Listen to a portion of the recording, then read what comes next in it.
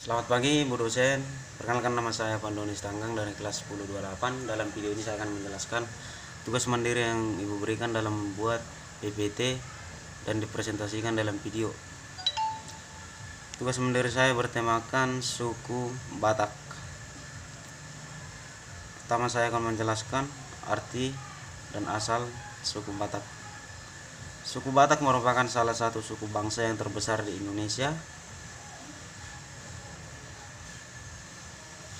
Berasa sensus dari Badan Pusat Statistik pada tahun 2010, nama ini merupakan sebuah tema kolektif untuk mengidentifikasikan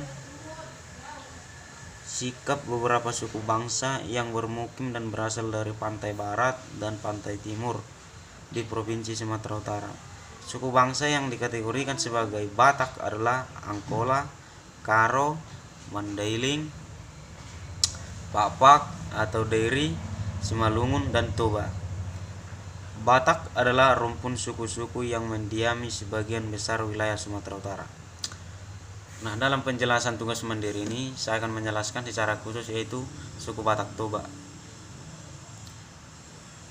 Batak Toba merupakan sub atau bagian dari suku bangsa Batak. Suku Batak yang meliputi Kabupaten Toba Samosir, Kabupaten Humbangan Sundutan, Kabupaten Samosir, Kabupaten Tapanuli Utara, sebagian Kabupaten Dairi, Kabupaten Tapanuli Tengah, Kota Sibolga, dan sekitarnya. Selanjutnya saya akan membahas yaitu tradisi suku Batak Toba. Tradisi suku Batak Toba terdiri dari 1. Tarian Sigale-gale.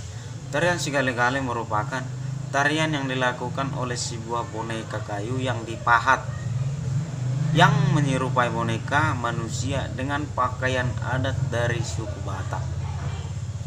Nah, boneka Sigale-gale ini digerakkan oleh manusia yang berada di belakang Sigale-gale ini. Menurut legenda masyarakat Batak Toba, Sigale-gale adalah putra tunggal kesayangan dari Raja Rahat yang meninggal karena sakit-sakitan. Raja sangat bersedih hati dikarenakan meninggalnya putranya tersebut. Untuk mengobati kesedihan raja tersebut, maka dibuatlah sebuah boneka kayu yang menyerupai Sigale-gale. Selanjutnya tradisi suku Batak Toba yaitu Mangok Kalhuli. Mangok Kalhuli berarti mengambil tulang belulang leluhur dari dalam kuburan lalu ditempatkan di dalam peti kecil dan diletakkan di dalam tugu khusus. Inti dari tujuan dari tradisi ini adalah untuk mempertahankan silsilah garis keturunan marga dan juga menunjukkan eksistensi dan taraf hidup kekeluargaan. Yang melaksanakannya suku Batak percaya dengan menempatkan bagian tubuh dari leluhur di tugu merupakan simbol bahwa mereka tidak pernah lupa dengan nenek moyangnya. Tradisi ritual Mangok Kalhuli digelar secara meriah selama beberapa hari dan memotong beberapa hewan ternak. Selanjutnya saya akan membahas adat istiadat suku Batak Toba. 1. Ialah dilarang menikahi satu marga. Menikah dengan lelaki atau perempuan satu marga sangat terlarang karena akan merusak silsilah keturunan dalam keluarga.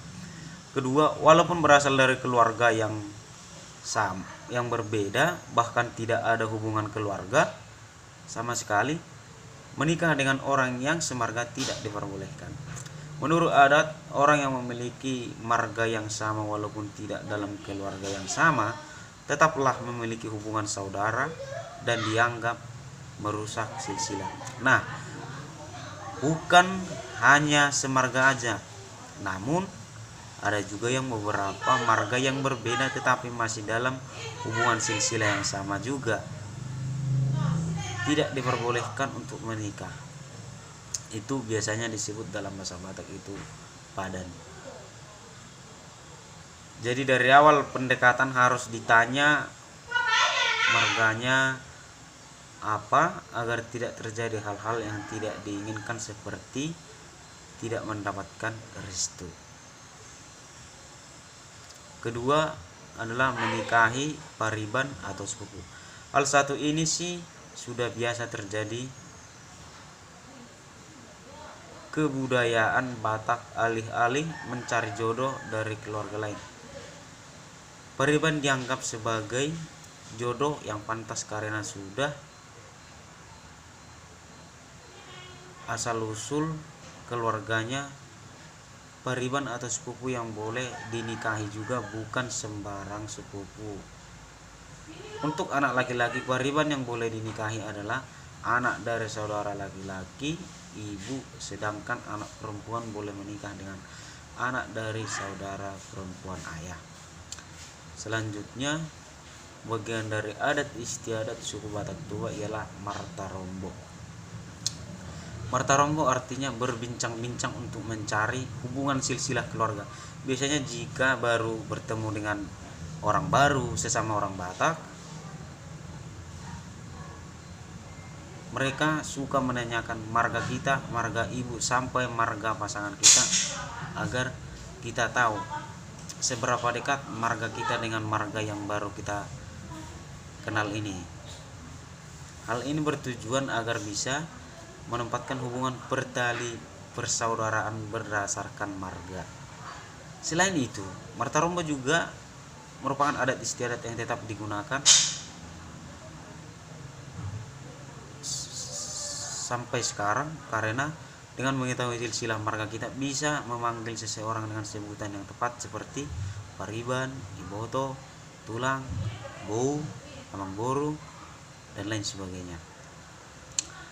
Selanjutnya, bagian dari adat istiadat suku Batak Toba ialah mangulosi. Dalam upacara atau acara-acara yang dilaksanakan orang-orang Batak, sudah tidak asing dengan kata ulos yang biasanya digunakan dalam acara-acara adat. Ulos yang merupakan kain tradisional yang digunakan untuk beberapa hal sesuai dengan fungsinya seperti upacara adat, baik itu pernikahan ataupun adat kematian. Nah, ulos yang digunakan juga berbeda-beda jenisnya. Selain perbedaan untuk penggunaannya, perbedaan jenis ulos juga menunjukkan strata seseorang dalam lingkungan sosial. Selanjutnya adalah tuhor. Tuhor atau mahar memang selalu seru untuk diperbincangkan, apalagi di kalangan anak-anak muda Batak. Keluarga yang masih sangat memegang orang erat kebudayaan Batak biasanya akan menentukan tuhor yang semakin mahal sesuai dengan tuhor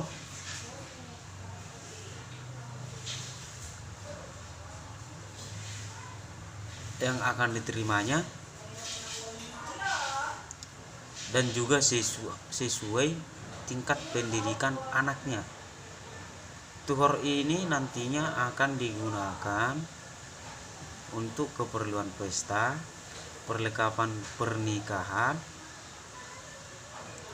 dan lain-lain. Tapi di zaman yang sudah milenial ini, sudah banyak keluarga dari suku Batak yang meninggalkan kebiasaan ini karena dianggap hanya akan mempersulit pernikahan antara dua orang yang sudah saling mencintai. Yang ketiga, saya akan membahas mengenai filosofi suku Batak Toba.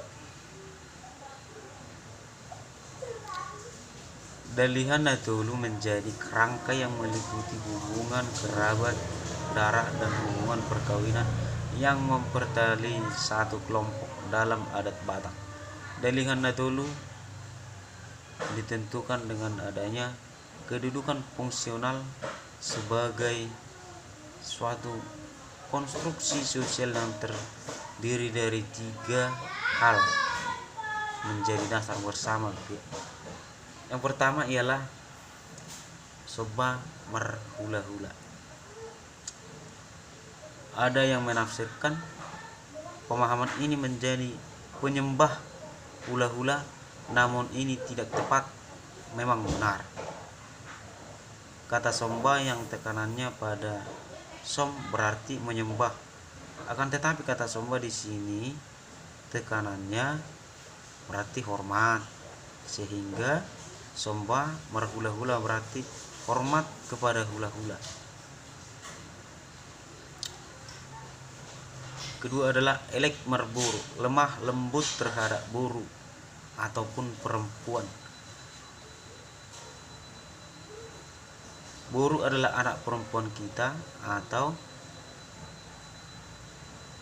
kelompok marga yang mengambil istri dari anak kita.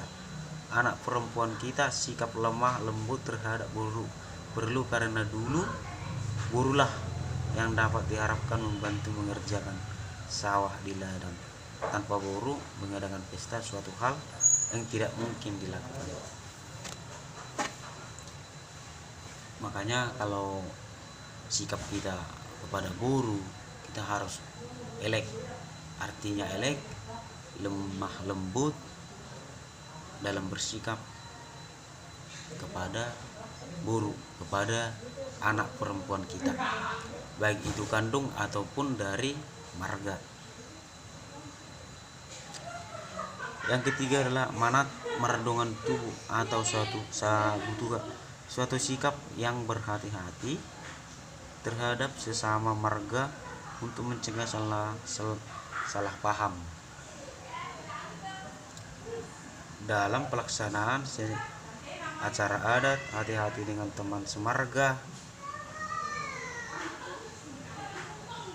karena orang tua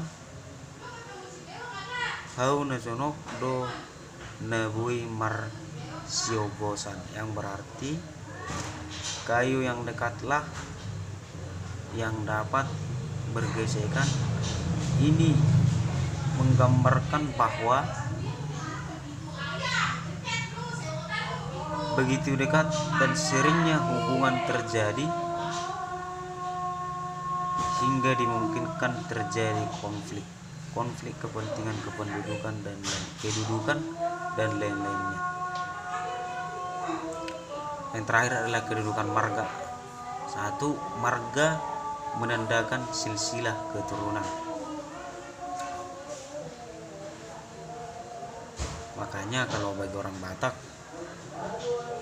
kalau sudah berkeluarga belum punya anak laki-laki, selalu merasa kurang ataupun kurang lengkap, karena dalam suku Batak Toba laki-laki adalah penerus silsilah. Itulah salah satunya, sederhana dari adat. Kedua, marga sebagai bukti penerus keturunan. Inilah tadi yang saya jelaskan tadi mengenai dalam kekeluargaan Batak yang diutamakan adalah seorang anak laki-laki. Ketiga, dengan mengenal marga orang Batak jadi akrab. Ini yang tadi,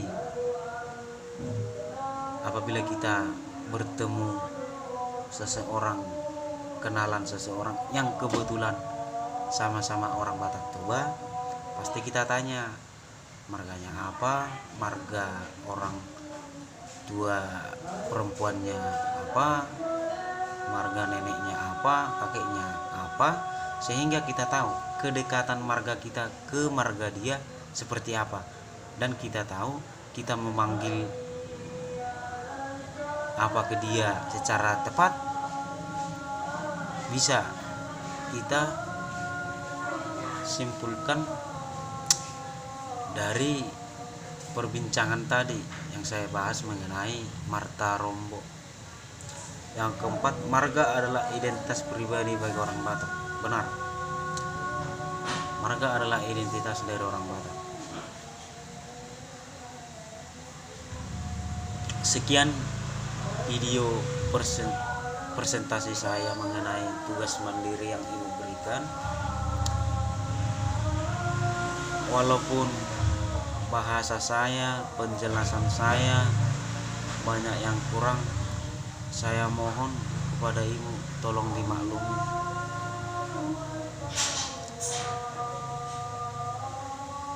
Semoga